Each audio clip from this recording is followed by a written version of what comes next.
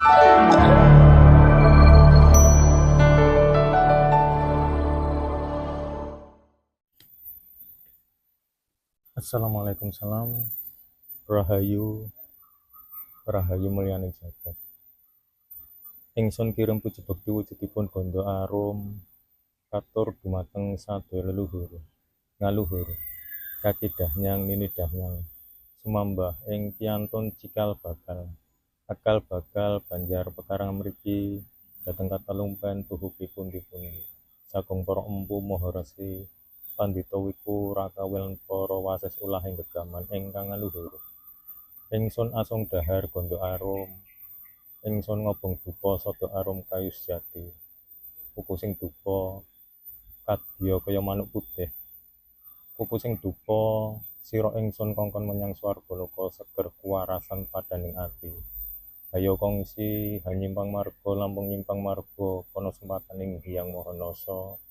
Duh Gusti kawula nyuwun wilujeng satuhu satuhu satuhu.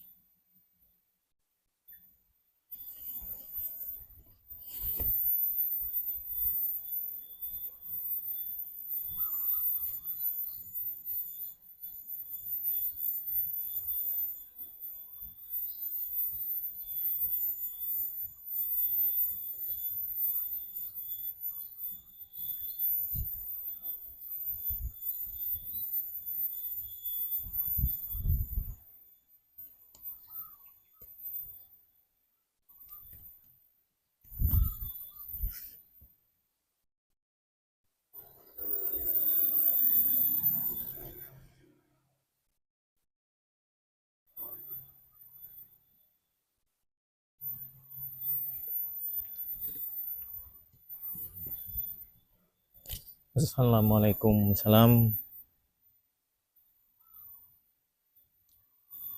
Rahayu eyang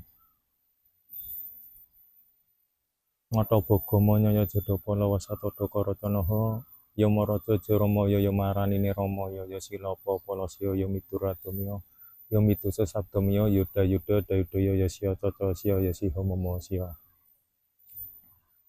Swarga langgeng eyang kula Sugiyanto saking Gandekan Jebres Solo Surakarta badhe sowan dumateng eyang Jatikusuma Triagan Majalaban Sukoharjo. Sowan kula sepisan badhe silaturahmi mugi anggene kula sowan dumateng panjenengan nampi kaping kalihipun kula sowan dumateng panjenengan sami badhe nguri-nguri budaya Jawi inggih punika sowan dumateng para leluhur.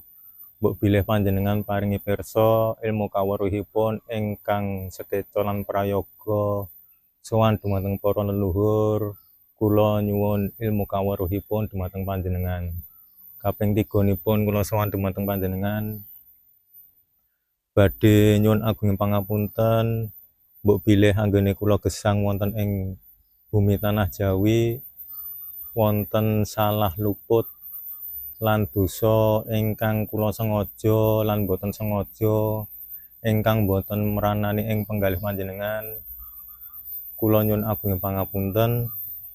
Kaping sekawanipun kula sowan dumateng panjenengan badhe ngalah berkah mugia anggene kula sowan dumateng panjenengan sami pinanggihan rahayu wilujeng lir ing sambikala murah sandang panganan papan lan pinanggihan kamulyan lan kaanugrahan dumateng Gusti. Kaping gangsalipun kula sowan dumateng panjenengan sami badhe kirim donga nggih punika waos Al-Fatihah 7. Mugi anggene kula waosaken Al-Fatihah 7 panjenengan eyang Jatikusuma Triagan sekeca lega lan legawa dumateng kula. Mbok bilih anggone kula atur cukup semanten, kula kawiti kanthi waosan Bismillahirrahmanirrahim.